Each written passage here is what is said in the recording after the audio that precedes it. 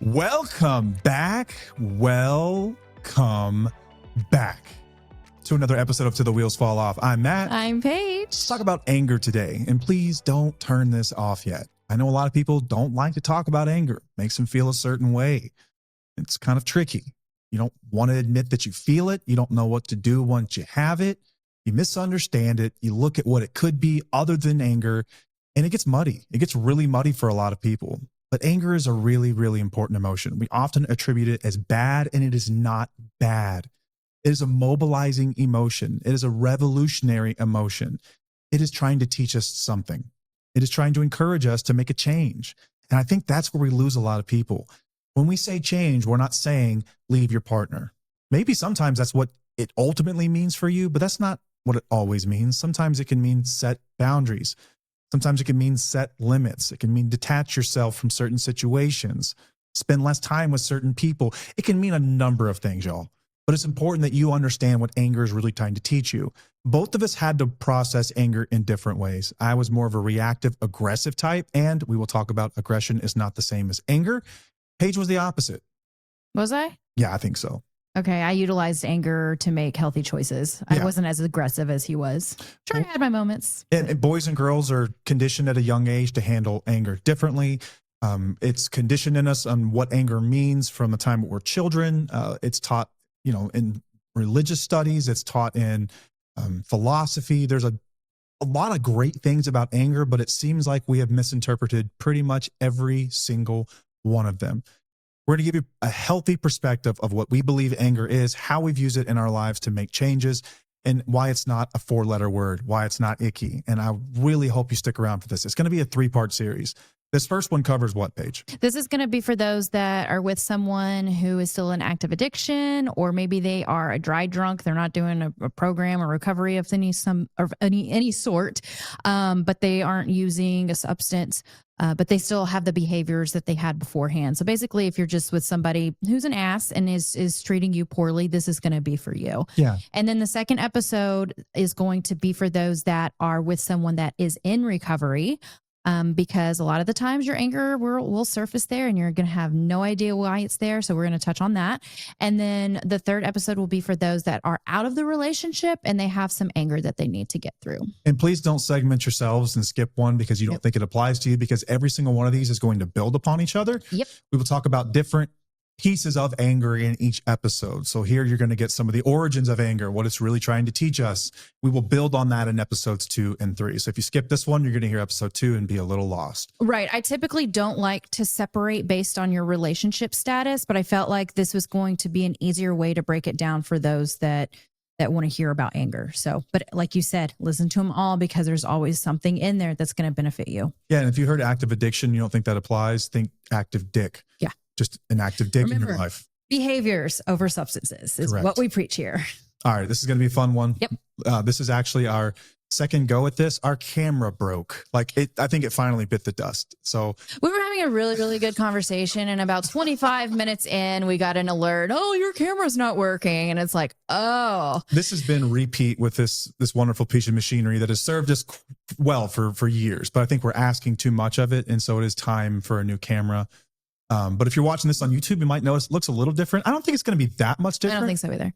It's a little bit different. It's a little bit wider, whatever. But I think I think maybe the background isn't as blurred out. We don't pop as much. Coloring could be a little strange, but this is the best we could do in a pinch. But honestly, we were a little bit angry when it stopped doing that. But did we react to that anger? No. We didn't. Might have called it a bad word or two. Yeah, but that's it. But we didn't make each other uncomfortable by being aggressive. So we'll talk about that later. All right, let's get this thing going. Yep. Hey, first, we've got a couple of announcements in the Tufo universe. We've got new merch. Woo woo! Show them. I've got a t-shirt. We've got 3 different t-shirts. We've got 2 different hoodies, and we've got water bottles as well. Oh, I've got mine. Bust out the water bottle. This is the bone one. It's in bone, and it has. To focus. There it goes. It's got a poem on the front. So this is what we're calling, there's a fire inside capsule. I wrote a poem. I don't know. It's been a couple of years, maybe a year. I'm not sure. Yeah, it's on exactly. our website in our blog section. But a line from it, there's a fire inside you. It burns from within. The source of your light is never from them. I wrote this as a reminder to really, I was thinking about our daughter when I wrote it. And I was thinking about Paige, and I was thinking about what I would have loved to tell them now if I could go back in time. especially if our daughter ever ends up in a situation like we find a lot of people in. Like, what are the words I would want her to have from her dad if something happened to me? And those are the words I would want her to know just as much as I would want you to know, is that oftentimes we look at other people to complete us. And it's not to say that other people can't make our lives much more joyous and amazing. Connections. We're humans. It's a beautiful thing when you find someone that fits with you. But I think there are a lot of us that chase a missing piece of us in somebody else to damaging places. And it can be really detrimental. And I think some of you probably have done that. And I think it's a really important reminder at times to remember that no one is coming to save you. And the only person that can get you out of this hell is you. And this goes for people like me who were stuck in addiction. This is for people like Paige who were stuck with someone in addiction, someone who's been in a tough work environment. It doesn't matter. I think what's important is that you remember that the fire that you need to take action is inside of you. And there's something beautiful inside of you that burns every single day. And it's easy to forget that. And I want it to be a reminder, everybody, the hoodies and I think one of the t-shirts it's got its new sun logo that we've got on the back. It says there's a fire inside, which is part of our rebranding from independently strong is going to become reclaiming you, which we think is a much better word for our term for, I guess, what the course actually encompasses. Independently strong was figured out in an afternoon as we were looking at we were under a deadline. It was like, hey, that'll work. I think that kind of encompasses it, but it doesn't really, because it kind of alludes to the fact that you're going to shoulder all this on your own. And that's not the point. Yeah. That's not what we ever wanted to get across, but I think it's kind of done that. What it's really about is reclaiming you. The number one thing we generally hear from spouses and partners is that I don't know who I am anymore. I've lost my sense of identity. I used to know what I stood for, and now I don't. That's what the course really aims to capture, is how do you reclaim yourself? How do you start to live by your values? What do you stand for? Let's start from scratch. Let's figure it out. That's what the program really does. And so we're using that branding and all this new merch. It's really cool. If you guys want some of it, you can go to our website right now, twfo.com. Get it while it lasts. Got hoodies, sweatshirts, or no, there's still some sweatshirts. New hoodies, new t-shirts, new water bottles that come in black and white. We've still got recovery rocks up there it's a really cool way to acknowledge someone else's journey with you through addiction. It says, thank you for being my rock on the back. It's got our logo on the front. They don't just come in black, by the way. They come in different rock colors. I should probably get different ones up here. People probably just think they're black. Oh, you're right. Yeah, they're rocks. They're rock colors. So Whatever colors rocks usually come in. They're not all the same color. But you can find out about that and a lot of our free resources, like our free Facebook community, our free community calls led by other members, our free Discord channel. We've got all kinds of awesome free resources out there that are there for you, not just the paid resources and reclaiming you or independently strong, but totally free stuff as well. Like, we want to help the podcast as well. Like, that's what we're here for. But if you want to support the show, you can do that. If you don't want any merch, you think these are ugly and you just want to buy us a cup of coffee, you can do that too. You can click the link in our profile and buy us a cup of coffee, and we'd appreciate it. It'll go toward a new camera. I can promise you. What else? I'm going to get a cup of coffee. I don't know about you. We had something else that was new. What else? What am I missing? No, that's it. Is that it? That's it. But I did want to say that the water bottles are straw and tilt. So you can do either. And they are 32 ounces, by the way. Mm-hmm. They're awesome. And I've been using mine for a while, and it's no leaks, right? Very well. No. Mm-mm. It's greatness. So if you want any of that stuff in this new capsule, get it while it lasts at twofo.com. All right. SoberLink is the sponsor of today's show, and they have been for the last year or two on the show. We believe in what they do, and here's why. If you're someone like me and you're trying to prove sobriety, chances are your words have lost meaning because you've said it all. You've promised, you have sworn, you have put up limits in your life to make sure that you can't get access to the stuff. And what usually happens is that you find yourself back to square one. That's just the nature of addiction. It's a bitch. It sucks. It's tough. I always ask people, okay, so what's going to be different this time? If you're serious as you say you are, get a SoberLink. It does a couple of things. One, it's going to keep you from drinking. It's going to deter you from drinking because it sets up a network of people that get notified every time you use the device. So if you're going around saying, I'm really doing the deal, I'm about it, and then you have a craving and you know you have to use this thing in an hour, what do you think you're going to do? You're probably going to avoid it. You can white knuckle through those moments because you know that you've got people there who are going to see this. You can no longer hide in the dark. And the other side of that is it's going to give people a reason to support you. It's really tough to get sober in a vacuum. It's easier when you have support. So bring people in the circle that can support you, and they will let you know, dude, I'm proud of you. What is that, 3 months now? Like, let's go. This is awesome. It feels good. It feels good when you get rewarded for it, when you get some positive feedback for it, because it is really tough to do on your own. What else it does? This is the reason it's on our show, because This is a visibility tool. This is a transparency tool. It's a gift you give your loved ones. Paige was sick of asking me questions. She was sick of accusing me and being lied to. She didn't want to look for bottles anymore. She didn't want to go through any of that. So if you're sick of that whole rigmarole, give your loved ones the gift of visibility. No more arguments. No more fights about this. Remember, you signed up for this. This is a gift you give them. This takes a huge weight off their shoulders. They don't want to be the police for you. They don't want to patrol you. They don't want to baby you. They don't want to, they don't want to be responsible for your sobriety. They don't want to do any of that stuff. So take it out of their hands. Let SoberLink be the bad guy. They love to be the bad guy. They don't mind. And they're not the bad guy. They're just interested in providing data. That's all they want to do. They just want to provide the best data possible. It is court admissible in all 50 states and in Canada. If you're on the other side of a relationship and you're just trying to keep your kids safe, you can get these things written into your custody agreements, and you can always trust the person that's using the device is the person that's supposed to be using the device because it has military grade facial recognition. Facial recognition technology. Holy hell. It is tamper proof. They get alerts if you've tried to open this thing up and screw with it in any way. It is awesome.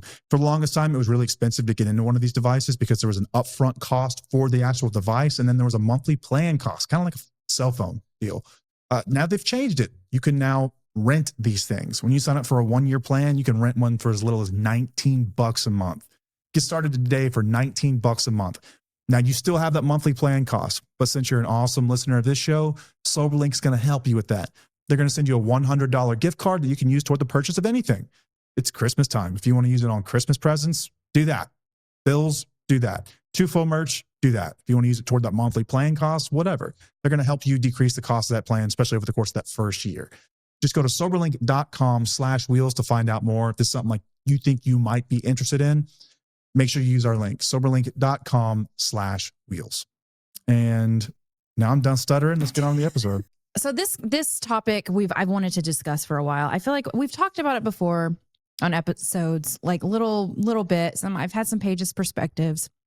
We've kind of like trickled in some tips and how anger is an aggression and all this stuff. But like, I really wanted to dig deep into this because I see a lot of people who are struggling with it, with anger. And I just think that this is a really good opportunity to break it down for others to really understand what it is that they're going through. So a lot of times we feel like anger is bad. It's negative. It's not supposed to be there. Like it doesn't feel good to be angry. Like we don't like, sometimes it does. Like sometimes it's like, oh yeah, I just want to like, let me feel this way. But a lot of the times you ever seen those rooms you can go to where you can just smash rage rooms or whatever. Rage rooms. Yeah, no, I think that's great. That's a healthy way to release it, but it's still going to come back if you're not dealing with like the actual issue of why you have anger in the first place. Feels good in the moment. But it does feel good in the moment. We have discussed how it's important to release the anger in healthy ways, like working out, journaling and things like that. But we've also, I think that we've been clear that that's not going to fix it long-term, right? Mm-hmm. So there are actions that we need to take because anger is a signal. It's a sign. It's telling you something. We have been wired to have anger for a reason, but we have been told from communities, from our parents, from society, from our cultures, like you're not supposed to be angry. You need to be calm. Anger is bad. That is a problem within you. You need to do something about that. And I challenge that because I think it's just completely misunderstood. But a lot of people misunderstand us whenever we are discussing anger and they're like, oh, it's not good for you when you have uncontrollable anger and da-da-da. It's like, I know, I understand that. I'm not talking about aggression. Being aggressive is totally different than being angry.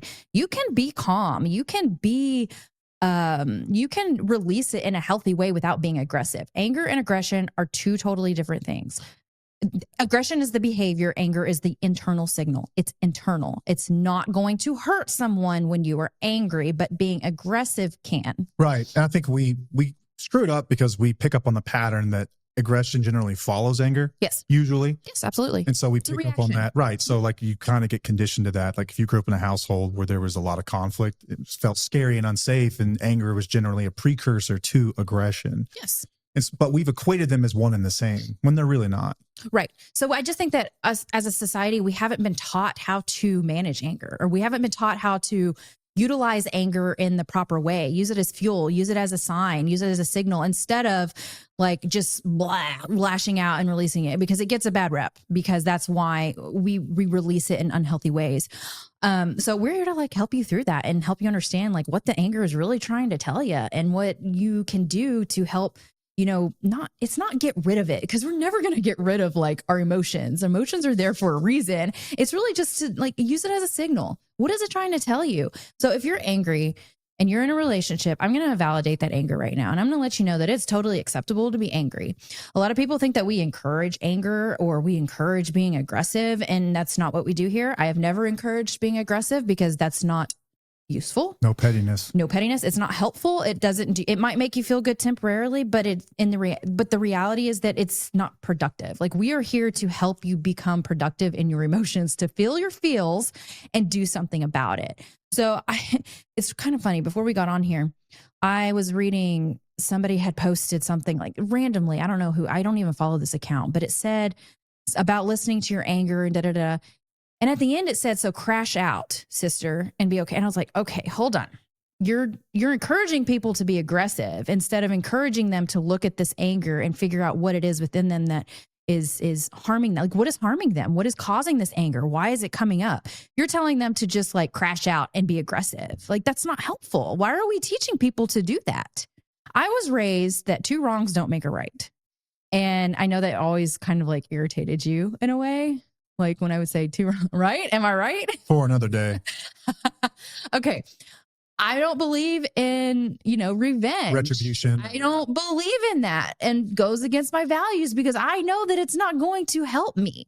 For me, anger is telling me that I need to do something, that something within my life is not right, that my environment is off, like my values are being, they're being violated. My boundaries are being violated. It means that I need to do something, not get back at other people. If I'm in a position within this relationship where I'm like trying to get revenge, or I'm trying to harm them, or I'm trying to be petty, you really need to look at the whole situation in general, because we never got to that point. I didn't disrespect you to that level, but I know a lot of people do. And I understand why you do that. And I know why you feel that way, and your anger like really gets the best of you, but we're going to help you unpack that.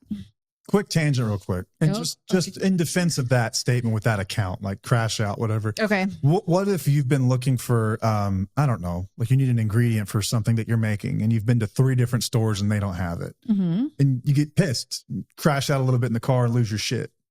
I guess. As long as it's not harming somebody else. But also for me, I look at that stuff and I'm like, move on. Kind of like this whole camera situation. I was like, okay, I'm mad, but I'm not going to crash out, because what's that going to do? All that's going to do is keep me in my anger longer. And then I'm like, there's nothing I can do about it. So what's the solution? Let's fix the problem. At the end of the day, you're going to get to the same place. You're going to get to the same place. But I don't feel like crashing out is completely necessary. Now, I'm not saying I'm perfect. Like, I crash out sometimes. Crashing out. There are times where it crash happens. out and then you're good. And then you're good. To crash out. Right. And I guess I understand that. But like we talked about earlier, I guess maybe we brought this up where you said that you're more aggressive than I am. Like For sure. I use the anger as fuel to like really figure out what the hell it's trying to tell me.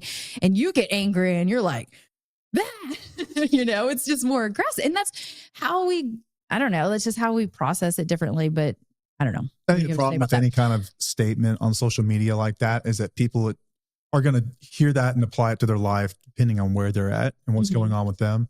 And what they do with it says a lot more about them than it does the creator. And it sucks, because as a creator, you cannot possibly make content that applies to everyone's situation. You would spend, oh God, it would be a 200-page reel on, or, carousel. It's not authentic either. No, but that's the problem. You ever heard of bean soup theory? Oh yeah. This is the problem with social media in general, is bean soup. Yeah. If you don't know what bean soup theory is, let's get off. This is a fun tangent. Yes, this is fun. There's this creator on TikTok like a couple of years ago that made this recipe for bean soup. She was talking about, I think it had like 7 different beans in it. It was like a soup. Bunch of different beans. And it was like, it's good for iron. It was good for like when you're menstruating. And like, she was just like, this is her bean soup recipe. It makes you pretty gassy too. I'm sure. And lots of fiber. People started commenting, what if you don't like beans? What do you do if you don't have those beans? And this is the problem with social media. That is such an encompassing way of like this hyper individualistic, what about meism that kind of rules social media now, where people, if it pops up on their screen They expect it to be perfectly suited for them and their unique situation right in that moment. And it drives creators like us nuts because it's like, what about the fucking beans? If you don't like beans, go scroll on. Keep focusing. It's just obviously not meant for you, you know? But like, that's the problem with stuff. What can I substitute for beans? Like, what? This is a bean soup. Move on. Yeah, go find some chicken soup. I don't know. Go find something else. That's the problem. It's like, we'll get questions like this all the time. Well, what about this? What about that? Right. Video wasn't about that. It was about this other thing. And I understand that you're curious, but like, Google's a thing too. Right. Just saying. Yeah. But anyway, I think that there's some valid crash outs out there. That's my crash out for the day. Okay. Well, anyway, a lot of the times we feel like anger, when we're angry at somebody, we think that if we yell at them, if we communicate differently, or we tell them how we feel or whatnot, that they're going to change their ways and they're going to hear us and they're going to be better, or they're going to step up or whatnot. And the reality is anger is not there to change other people. You can change people. You can't change people, but you can change people. You've heard that before, right? Mm-hmm. Which means like you can change your surroundings, but you don't change the actual person. Right. So this is more of like, you can be angry at them all you want, but what are you going to do with that anger? It's more of like what you can do about it instead of trying to get them to change because you're angry. Now, in a healthy relationship, if I brought something up to you that, angered me, like that really upset me, I would come up to you in like a calm way, in a calm manner, and we would have a discussion about it. And you would possibly say, okay, I hear you. I'll try to do better, right? Vice versa. You came to me, like that made me angry. What can I do about it? Let's figure it out. But these are not balanced, healthy relationships. Why are you looking at me like that? Is that not how this goes? Not do that. If I came to you and said you did something that made me angry. Oh, we'd have a conversation about it for sure. This way, it would go rather well. This way, not so much. Like what? What do I do that makes you angry?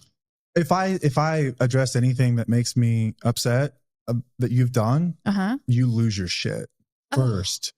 After some time, you'll be like, yeah, you know what? You're right. Okay, that's true. I do lose my shit at first. Or I'll avoid. I don't necessarily like lose my shit. Sometimes I'll just avoid it, or I'll go internal and I'll be like, oh shit. Your relationship with anger is really interesting to me. Okay. Because on one hand, like it's very controlled and you're really, really good with it. I think you kind of had to learn this in the process of being with me. I think you really had to look at things from 30,000 feet and like and you simplify it, quite a bit. Absolutely. But when it comes to you getting angry, when it comes to like our relationship and some of the more intricacies of having a relationship with somebody, like you've got a lot of like critical feedback wounds that go back years, long before you ever met me. Yeah. And if I bring up anything like, hey, you could have done X, Y, Z better, it like instant anger. That's not how you bring it up. And a crash. It's not how you bring it and aggression. Whatever it is. But it's like, it's crazy. It's funny. Okay. It's interesting how you can be so wise with it on the more important things. And then on the more personal stuff, it's just like, I don't know, it all falls apart. I'm dealing with that wound, by the way. That's something I know you are. That is something I've been working on. I know. So thanks for bringing that up. Yeah. I appreciate that. Motherfucker. All right. Sorry. Derailed again. Okay. Anyway, so basically we're just trying to tell you that anger is a signal. It's something that you need to listen to. It's not, anger is the internal sign.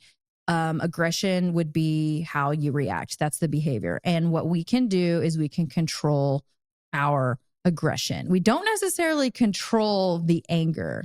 Like we can control how we react to the anger. Yeah.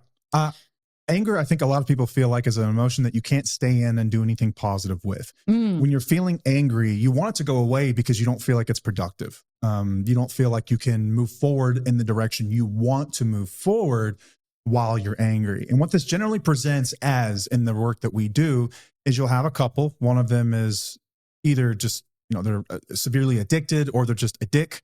One of the two. And then you have someone who's trying to hold on for dear life and manage everything. And they're feeling a lot of anger and resentment because this person they're neglecting them and their children. They are neglecting household duties or their finances. They are, burdening everyone around them. They're being dishonest. They're manipulating. Lying. There's unequal partnerships. There's all of this stuff. Sometimes there's infidelity. There's a bunch of different things. It is going to cause anger because it's going to hurt a lot of layers underneath anger as well. And you're going to feel angry. And what as you should, you will not let go of is this ain't working. What's happening right here? This is not working. And so instead of looking at that, which is the problem, this is where the anger is coming from. This is the source of the anger. You look at the anger as the problem. Ooh, it's my anger. I'm going to attack the anger. I need to get rid of the anger. If I can just get rid of the anger, everything will be fine. False. That's not the way this works. If you can get rid of the anger, you've successfully accomplished gaslighting yourselves. Congratulations. I don't know what to tell you. I wouldn't be proud of that. But that's basically what people want. They think that anger is something they need to move I think it's a problem. And listen, there is such a thing as resentment and anger long after a situation has passed, and you can do one of two things. You can forgive them or you can divorce them. We'll discuss that in the next episode. We will get there, but there is such a thing as that. Don't mean to neglect that, or we'll get there. But I think for a lot of folks, they look at anger and it's like, how do I get past this? Because you haven't really taken a hard look at the real problem here. Let's really talk about the problem. What is this anger trying to teach me? Yeah. What is this anger signaling? Think of anger. It's a fire alarm, right? This is your amygdala in your brain's telling you, danger, Will Robinson, something is wrong. Something is up. Pay attention. Look at that. No, don't look over there. Look here. Let's figure out what's going on. What needs to change? Remember, it mobilizes you, which means it's supposed to spring you into action. And it's supposed to make you recognize things. It is a revolutionary emotion. And think about the power of that. Revolutionary, driving change, like big changes in your life. It's fuel. Anger is not trying to make you get rid of it. It's trying to make you get rid of the thing that is causing the danger signal. Right. That's what it's trying to do. That's where we run into trouble, because it's so painful to look at the real systemic issues in the relationship to figure out what's driving that. Yeah, it's telling you that you're not safe. It's telling you that your values are being violated. It's telling you that you can't keep living like this. It's telling you that something has to change. And we don't want to look at it like that, because we keep thinking that it's something else. Like, what else is this? Why am I so angry? Like, you know deep down why you're angry. You understand that you are not being treated the way that you know you deserve to be treated. You're supposed to be angry. You're meant to be angry. Listen to that anger. Do not stuff it down. Do not shove it down, because as we've said before, emotions buried alive never die. Because my anger didn't start coming out until many years after he got sober into recovery. And again, we'll talk about that in the next episode. But I think that if you address your anger now and see what it is and why you're having it, you're going to be way better off, because it's part of the healing process. It's part of going through whatever life in general. And the longer you stuff it down, the harder it's going to be. So we're releasing this during the holiday season.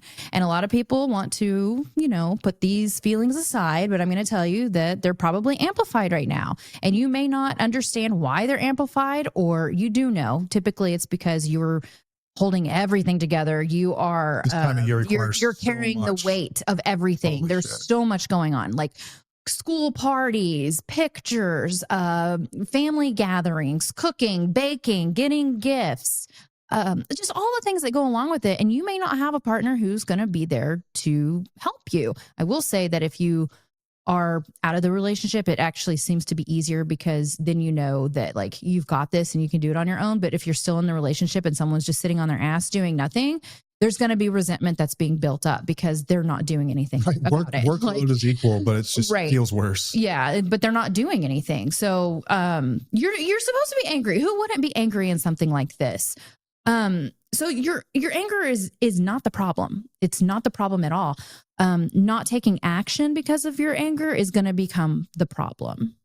And what your environment is, what you're dealing with in your environment is what the problem is. Right. Last words on the kind of the old, like origins, like cultural anyway, of why anger is considered a bad thing. Now, so anger is not a bad thing. It's a word we've given an emotion. One of 1,000 different emotions a human can have. Anger is one of them. It is not good or bad. It is just an emotion. In fact, I would argue it's probably a good thing. Anger has probably saved your life more times than you can count. And your ancestors and their ancestors and their ancestors, dating back thousands and thousands of years, anger was a signal that kept them safe. It is a signal not just for physical safety, but also emotional and tribal safety, as you're around people that may not agree with your values. It could be a danger to your belief system, whatever it might be. But at some point, we decided that anger was inconvenient for the rest of us. Mm-hmm. And that we decided that being nice should be the golden rule. That should be what we do. We just be nice all the time. And this is, I've got a bunch of notes here. So, and women and men are taught things differently. Like men are often taught to man up, get over anger, which leads to aggression. Some of this is biological, males, testosterone, these things. A lot of it's also conditioning. Women have their own version of this where you're taught to suppress your anger. Doesn't mean you don't have it. You're just taught to believe that it doesn't exist or that it should go away. And I think this is where a lot of this shows up. A lot of our listeners are female, not all of them, but a lot of them are. And so when this kind of stuff pops up, they automatically think that I shouldn't be angry. I have to get rid of this anger. And part of that's conditioning that you've been taught most of your life. You shouldn't be angry. No one likes an angry woman, right? Think about like you can go back to drug ads back in the 50s and 60s. There were overloaded women working in the homes. And what did? They drugged them up. They gave them Valium. You know, like what was that one? I think it was Valium. It was diazepam. Yes, it was like a housewife's best friend or something. It's like what the ad said. Like, let's not consider the fact she's overloaded and she's overfunctioning. Let's just give her drugs. Do things like that. Like you can look at some of the biblical roots of anger and where some of this stuff's come from. Like Proverbs, a gentle answer turns away wrath. In James, everyone should be slow to anger. Ephesians, in your anger, do not sin. These verses actually teach moderation, which is what most things do. There's so much good information on anger, but in our society that tends to look at things in a binary fashion, we have decided upon anger bad, being nice good. And that's as far as we ever took it. Okay, but you can be angry and kind at the same time. Yes. And I think that's where people get it really confused. That's what all of this stuff actually teaches, but that's not how we consume content anymore because no one reads anymore. We take stuff in short form content. Oh, so bad for us. Quotes that sometimes are just not even real quotes. Right. We take things out of context, whatever it might be, like the Stoics.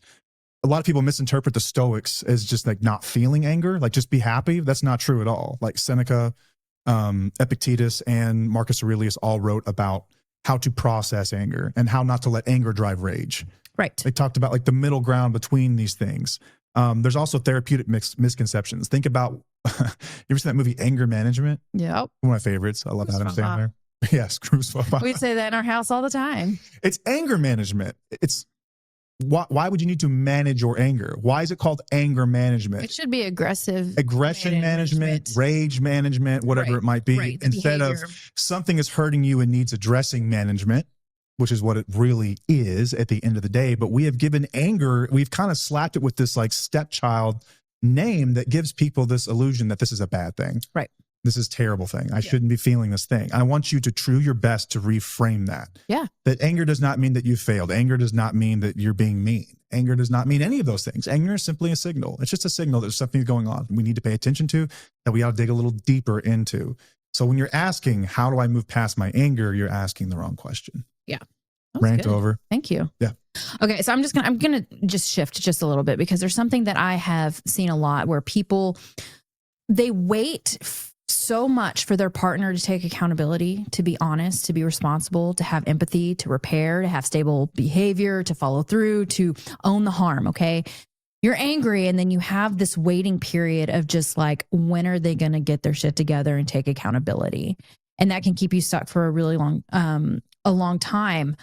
And that's almost a way of like trying to control them into getting them to do what you need them to do. But the reality is when they're in active addiction or when they are dry drunk or whatnot, they're not capable of giving you that accountability. They're not capable of being honest with you. They're not capable of having that empathy that you're looking for. And I think that that's something that you have to accept.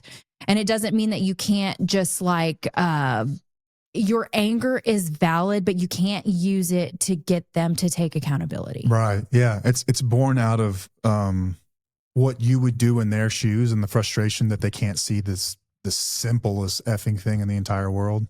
Yep. Yeah. Like you're waiting for this closure. You're waiting for them to do this. And that's going to build up that anger long term because you're still putting it on them to make sure that you're going to feel better about whatever it is that is going on with your relationship. But we have to accept the fact that they're not there and they may not ever be there. You're looking for that closure. And I'll tell you this now, that even if they do those things, that anger is still going to be there if you don't process it. Yeah, you can't really outsource your healing onto somebody else like that and expect anything good to happen. You could get lucky. Unlikely, I would say, that you get lucky, that if you outsource every bit of, listen, if you just did X, Y, Z, my life would be perfect. I know a lot of people in addiction that think this way too. Right? This is kind of the crux of a lot of our problems. If you just did things my way, everything would be okay. That's not true. You think that the case, but it's generally not. There's a lot of things that have been violated underneath the surface that are going to affect you from years and years and years from now that you're not even realizing yet. And you're right. You cannot outsource your anger subsiding onto someone else doing the right thing. Mm-hmm. One, you're probably going to be rather disappointed when they don't do it. Yep. That's just common. Most people are going to disappoint you in that regard. Some won't, most do. And two, I think that you're delaying action. You can fix this now if you wanted to. It's going to be painful, but choose your pain. You want long-term suffering? You guarantee that by outsourcing it, or do you want more short-term acute suffering and more long-term happiness? That's kind of the toss-up you make. Yeah. That's a hard one. It's a trade-off. Yeah, absolutely. Like Thomas Sobel said, there's no such thing as decisions in life, only trade-offs. Yeah. Yeah. And the anger is going to keep building because all the stuff that is making you angry, it's not usually just one thing. It's all the things that we discussed earlier about the unequal partnership, the dishonesty, the manipulation, all the things that go along, all the behaviors that go against your values. If it's going to continue to keep happening, your anger is going to intensify because the lies are going to continue to repeat. The chaos is going to continue to happen. The broken promises are still going to happen. The harmful behavior towards you, it's going to continue happening. So your anger is just going to get amplified over. It's going to get up and up and up and up until you decide to do something about it. Yeah. And that sucks. That sucks. It does. It does. But it's like, let's just sit there for a moment. That sucks. It does. That's the part where everyone kind of goes, ugh. Okay, but I want to shift your perspective on this, though. I know that it sucks, but that's when you realize that your anger is actually like clarity. It's not a bad thing. It's not a weakness. It's I love actually, how you put that. Clarity. It's clarity. It's something that's showing you that, ooh, okay, something needs to be done. And I do have the power to do something about this. I just have to, push forward to do something about it instead of waiting around for somebody else to fix it for me. Like, and that's scary and that's hard, but also I'm all about shifting perspectives into a more like empowering way instead of sitting in it and like, oh yeah, this sucks. Yeah, it does suck. And I'm going to validate that, but I'm also going to help you shift your perspective on it. Like, you know what? Maybe it doesn't suck. Maybe this is just me opening my eyes to something and having a wake up call on something that is going to help me actually live the life that I want to live, instead of just like, oh, well. And that's the wisdom piece of it. We've talked about like the path. Peterson talked about the path from being naive to being cynical to being wise. Mm-hmm. And this is sort of like a wisdom concept. Yeah. In the beginning, you're going to be naive, and that's when the stuff will probably hurt the most. It will feel the most justified whenever you're cynical, but it will make the most sense when you've reached wisdom, when you know what to do with it. Yeah. And that's a cool place to be, but you can't get there until you go through all the other. You got to go through the other pieces. Which kind of sucks. So some of you have heard this and you feel like you've just had your world crushed because you're naive. And I don't mean that in a bad way. I just mean simply in the definition of the word naive. You don't know. Right. And naive is not a bad word. Some of you are very cynical and you're going to be like, yeah, F them. I should be angry. And that's all you're going to hear. Mm-hmm. And there will be some number of you that move from that to wisdom where you understand, oh, it's trying to teach me something. It's not something to be used against people or myself. This is something that's trying to signal me to take action. Yeah. It's telling you that you can't keep carrying all of this alone, that you're not safe in this situation, that sometimes anger is telling you that you are abandoning yourself because you're still so focused on what they're doing that you are not taking care of what you need to take care of within yourself, to make sure that you're living by your values. It's telling you that your values are being violated. It's telling you that your life does not match who you truly are. So you're not being authentic, when you're angry about certain things because you're like, oh, well, if it's still popping up, right? Because anger is always going to be there. Man, it's so hard though. It is. It's very hard. Like you've listed off these things. Like these are examples you worked through before we did the episode, but in the moment, none of this shit is clear. Like in the moment, none of this stuff is clear. In the moment, you're not going to know that feeling that you have is attributed to my values are being violated. It takes some work in sitting down with it. And let's shift just briefly into like anger as a secondary emotion and how that gets misconstrued a lot, I think, by people. As we do know, anger is a secondary emotion. There's a really famous quote that goes around that's often misattributed to C.S. Lewis. It wasn't C.S. Lewis. It was actually a poem written by a guy named Michael Gungor. Mm-hmm. And it said, it's part of a poem. It said, I sat with my anger long enough until she told me that her real name was grief. Mm-hmm. Every time I see this reposted, it's got thousands of likes and comments. And people are like, oh, I wasn't angry. I was grieving. And that's true, but you were still angry. I think what this runs the risk of doing for people is sort of that discussion on the why versus the how of it all, as we can spend the next 3 or 4 years in therapy figuring out what are we grieving.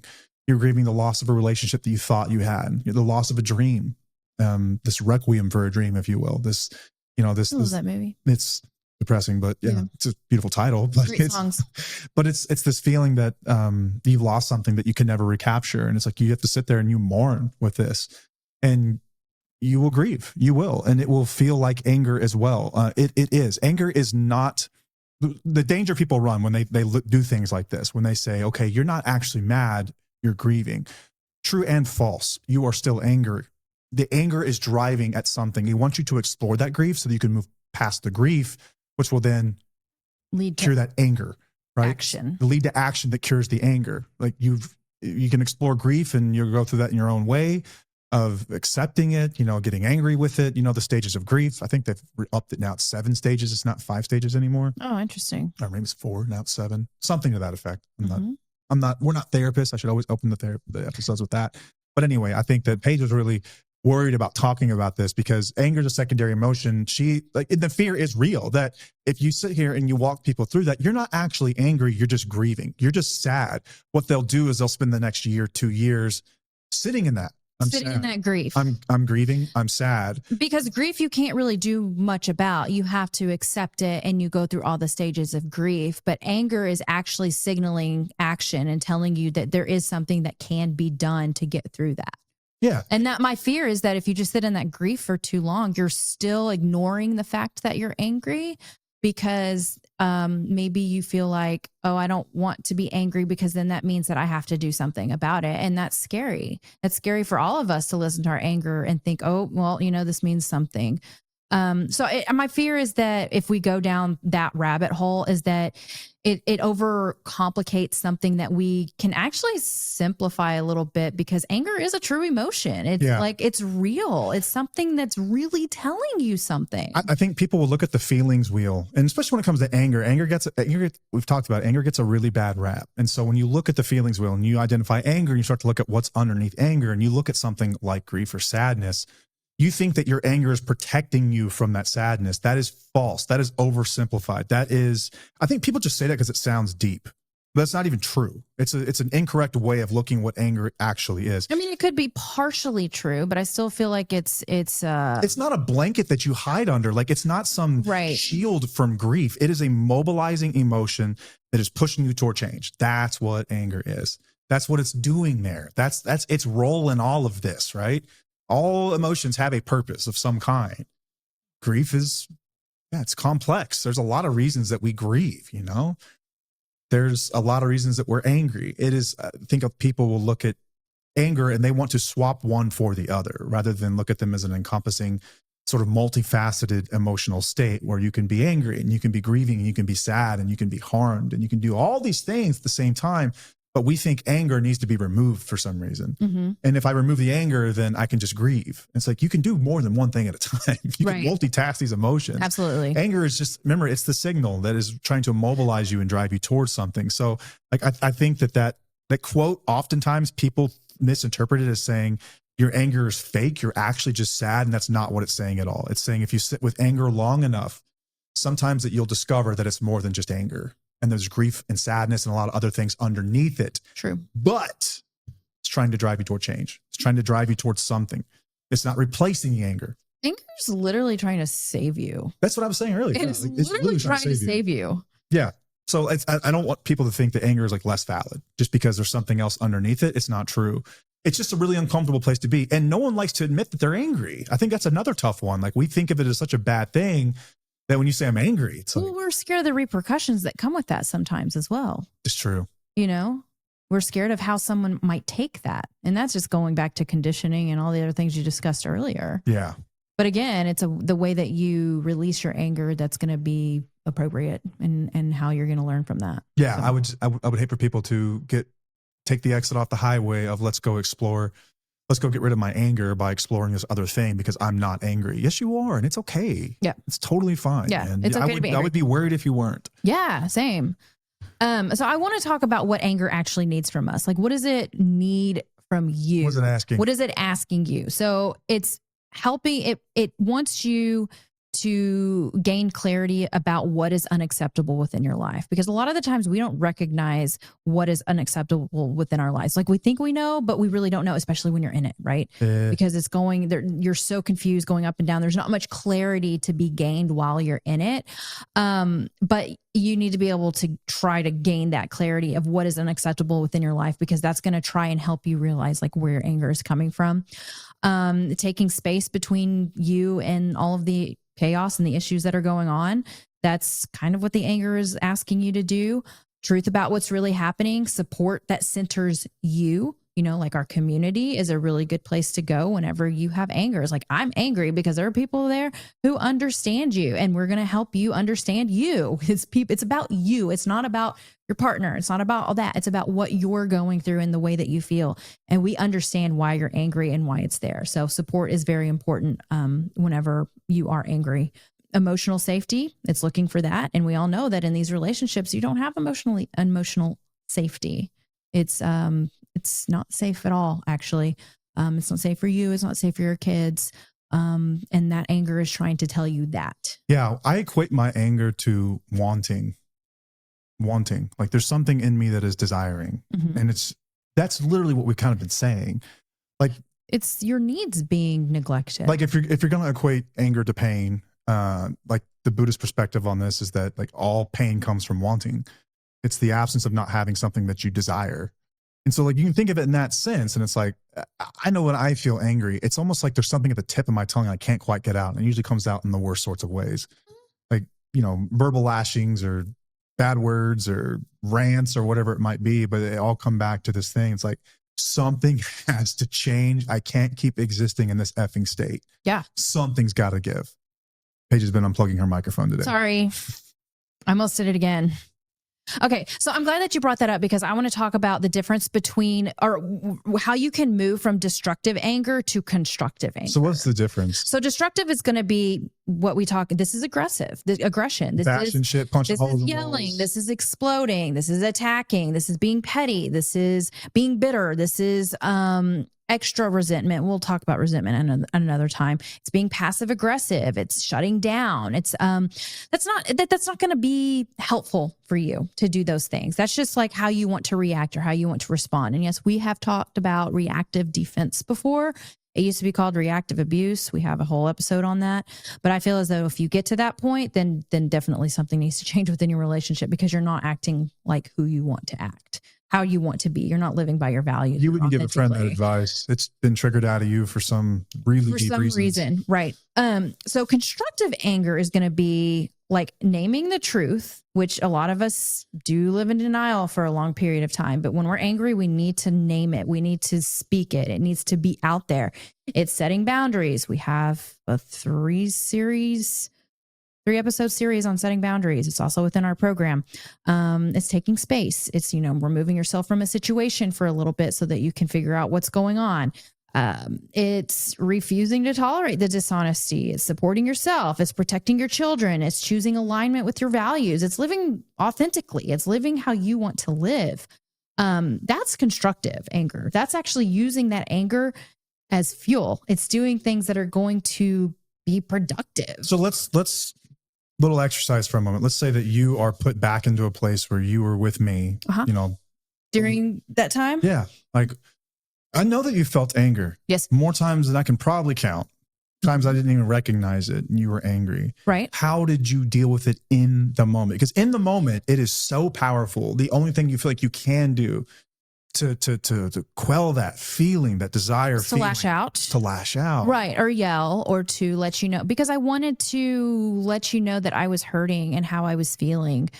But a lot of the times I feel like you've said this before, that I had more of like the disappointment reaction than I did like the super like aggressive reaction. Like, son, I'm disappointed. I'm not mad. Yeah. It was more of like, I was more sad. And my anger, I would throw things. I would, I stomped away. Like that was part of my part too. Like I would go away. I would try to avoid it.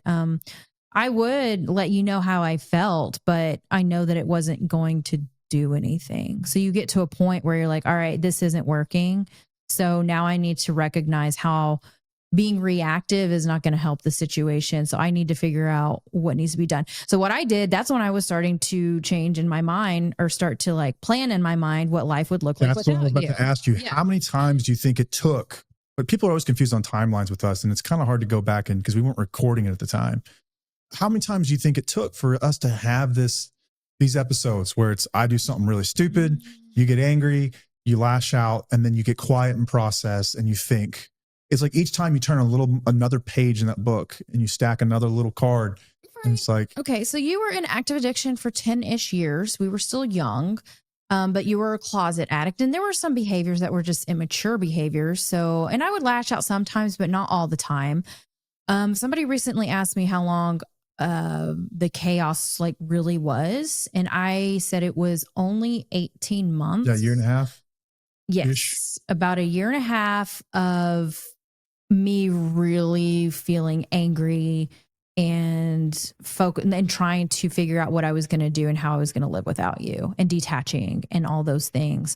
Remember, I got to a point where I was like, I didn't even get mad anymore. I was just like walking away. Can I say something? Yeah. But that was a process, it sounds like, of you recognizing what the anger actually was, and then slowly putting the pieces together of what would have to change. This was you grieving. This was you taking action at the same time. Right. Because there was a time, and I've told you this before, where I thought that if you just have a conversation with somebody, you're going to get them to see your side and be able to change. And I learned over the years with other people in our lives that that's not a possibility, that sometimes quiet and not saying anything is better than saying anything at all, because you know that they're not going to hear you. They're not going to listen. They don't care about how you're feeling. Consider the fact they don't give a fuck. They don't give a fuck. They don't, because if they did, they would actually be doing something. And people hate it when I say that, or when we say that, when it's like they don't care because it's like, oh, well, addiction takes over. No, man, you know, it was easier for me to think like, you just don't care. And I'm just gonna, that means that I need to do something about it. That means that I need to figure out what my life is going to look like, because you're not standing up to the plate. And you're not standing up to the challenge. So what's interesting is I wanted to connect these dots here, because I just kind of did this.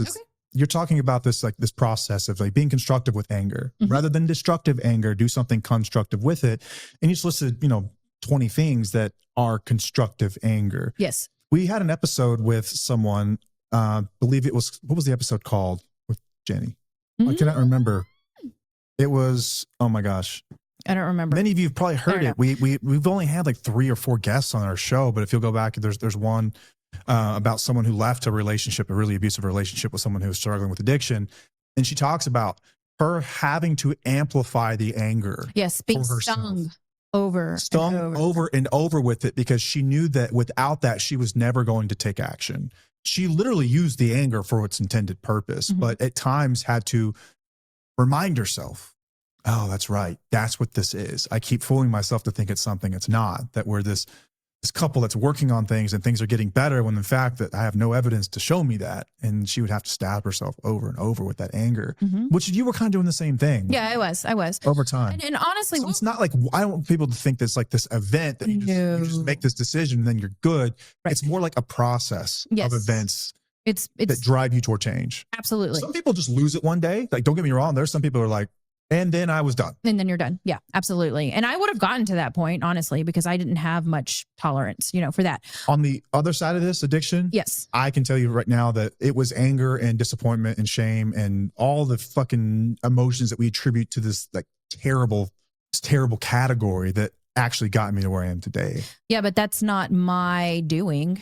I mean, you can say no, that. it was internal. I didn't make it easy for you, but I wasn't, this is so hard to explain, because I didn't make it easy for you, but I also wasn't, like I said, I wasn't petty. I didn't try to harm you. I wasn't trying to get back at you. I wasn't trying to do revenge.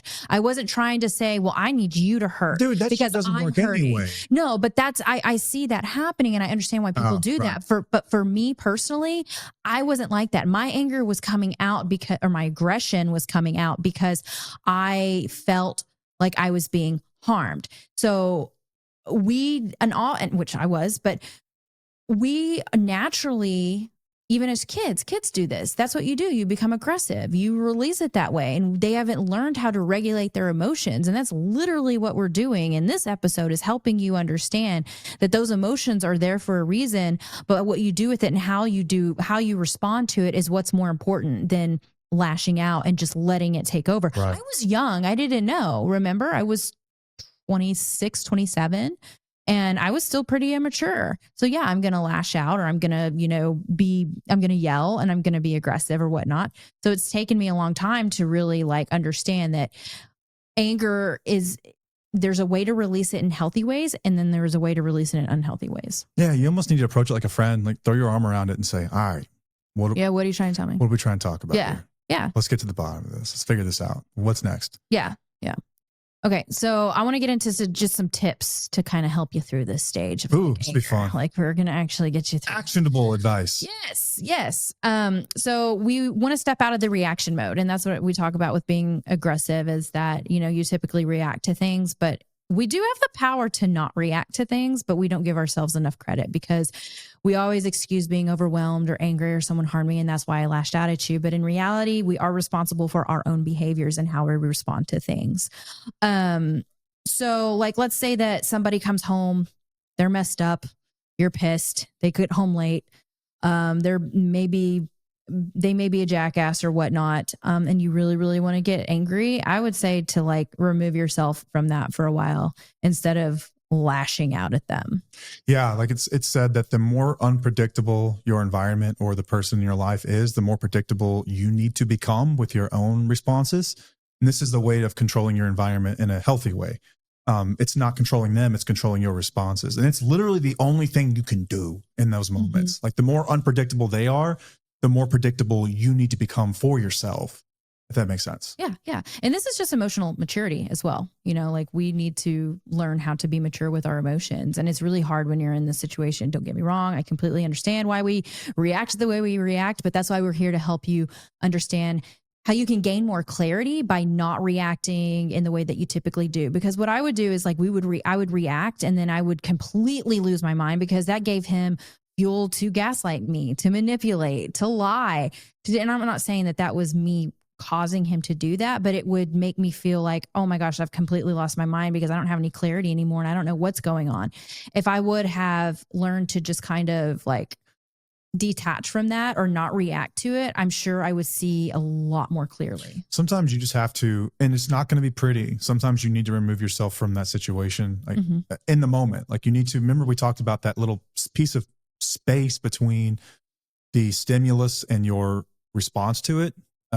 If you can slow that down by just a second, you can generally get a much better response from yourself, one that's not going to lead to more chaos. And so if you can create that, and sometimes that is literally like, I don't know what to fucking say right now, but I have to leave the room, and just walk out of the room. And I know that that's going to be really complicated, because they might become even more aggressive. They could. And if that's the case, that's another reason why your anger is there, and it's important to listen to and figure out what you want to do about the situation. If someone's following you around the house and not like giving you a space to respond, we have a much bigger problem. Yeah. Get the fuck away from that. Right. Please. Right. Before it gets worse. Okay, so this next step I want you to do, I want you to write down what your anger is pointing at. So you can answer some questions that are like, what behavior crosses my values? If you don't know what your values are, which I know a lot of people in this space do not know what their values are.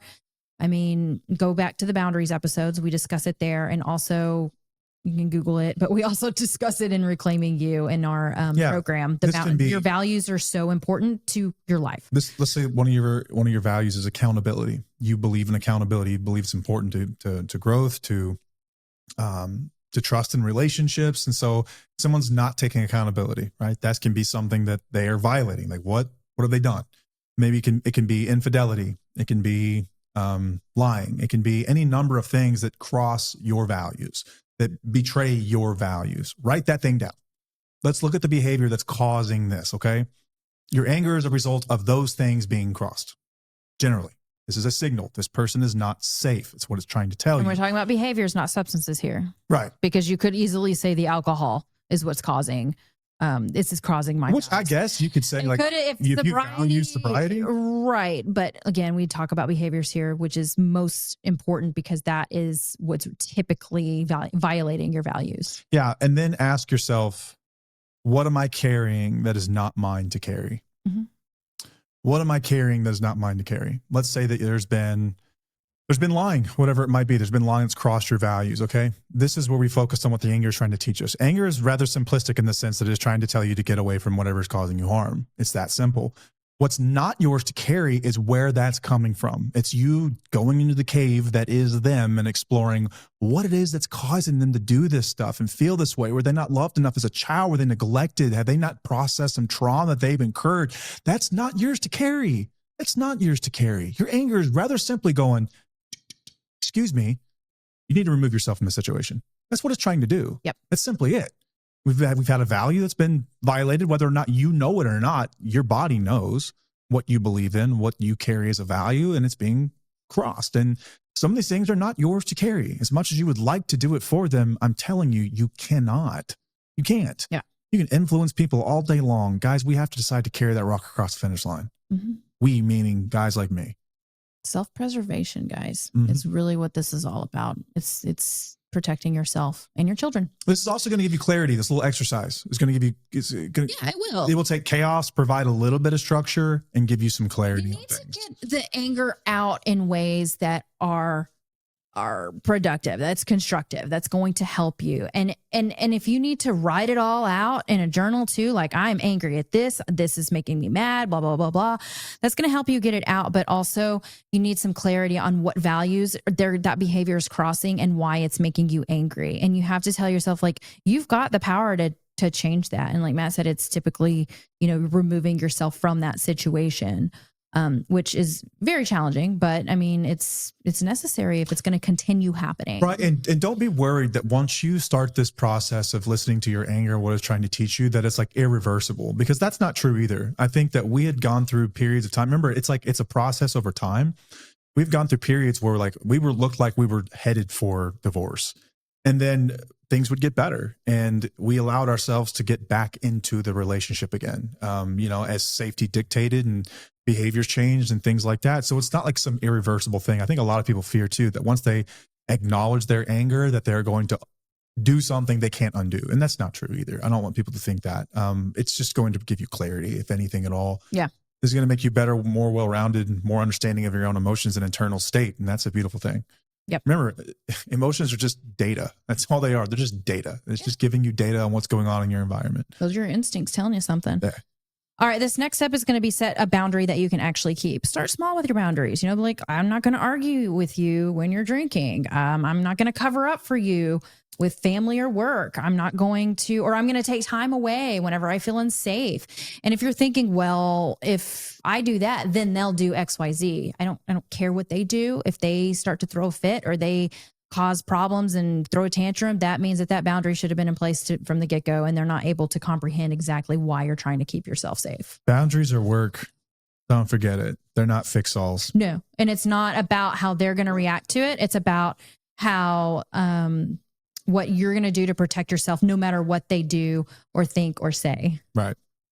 And then you don't need, this next one is going to be stop waiting for the conversation that never happens. So this is about accountability. So you don't need their accountability in order to take care of yourself. You don't need their accountability in order to take this anger and listen to it and make some changes. You don't need their permission to protect yourself. That goes along with the boundaries too. Like you don't need their permission for any of that. This is about you. This is your life.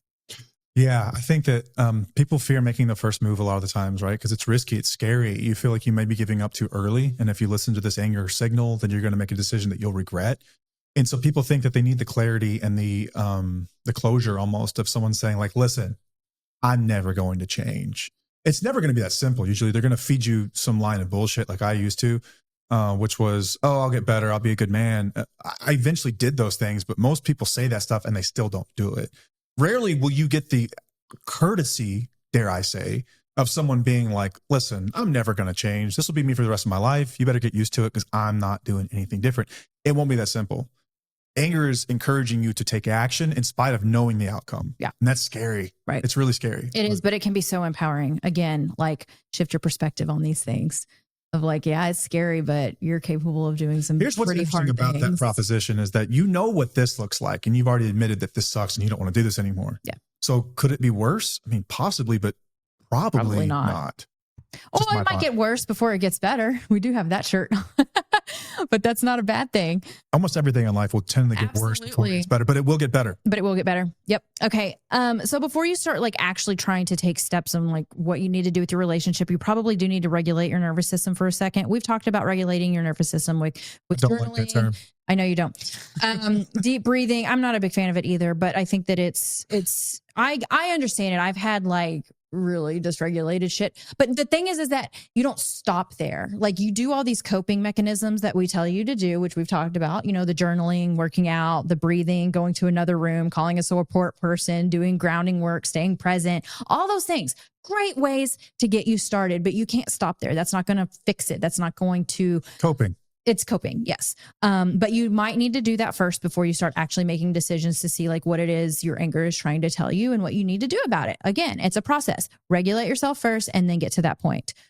Mm-hmm. Just don't stop there. That's not going to fix it. That's not going to fix all of it at all. I actually did an episode on that a while back. And then this one is start shifting your focus to you instead of them, and use our VEER philosophy here. So validate your emotion. So if you're angry, tell yourself it's all right. It's here. There's a reason for it. Don't try to stuff it down.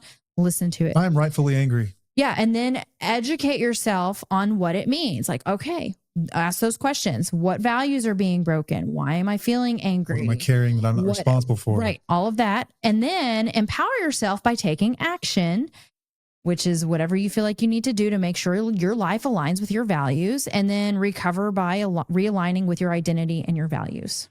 The longest journey in recovery is this 14 to 16 inch distance between your brain and your heart. Oof. It is the longest journey in the entire world.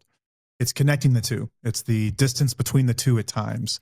And that's what VEER does ultimately. It brings your mind and your heart into balance so that you can make decisions that align with what's best for you, not just what you're thinking or what you're feeling about the situation in the current moment. Yeah.